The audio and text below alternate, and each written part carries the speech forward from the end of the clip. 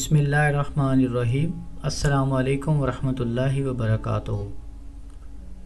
بد زبان شوہر کو قابو کرنا ایک لفظ کے عمل سے انشاءاللہ یہ اتنا زبردست عمل ہے، اب کسی کے گھر میں اس عمل کی برکت سے لڑائی نہیں ہوگی۔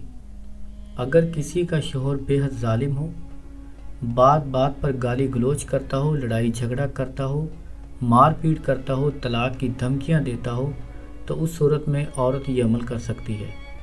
اگر عورت بد زبان ہو، عورت بدتمیزی کرتی ہو، بات بات پر لڑائی جھگڑا کرتی ہو، تو شوہر بھی یہ عمل کر سکتا ہے۔ اس کے علاوہ والدین اپنے بچوں کے لیے یہ عمل کر سکتے ہیں۔ کوئی بھی ایک شخص کسی دوسرے شخص کے لیے یہ عمل کر سکتا ہے اس صورت میں کہ اگر سامنے والا بدتمیزی کرتا ہو، بد زبانی کرتا ہو۔ اس عمل کو کرنے کا طریقہ بہت آسان ہے۔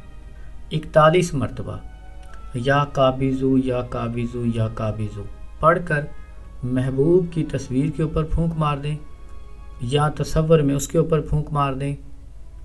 اگر آپ کے سامنے ہے تو پڑھ کر آپ اس کے اوپر پھونک مار دیں۔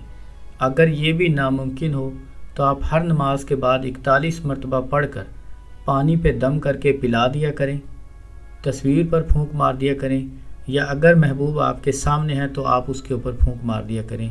اگر آپ کے سامنے موجود نہیں ہے تو آپ تصور میں اس کے اوپر پھونک مار دیا کریں۔ 3 دن لگاتار یہ عمل کریں۔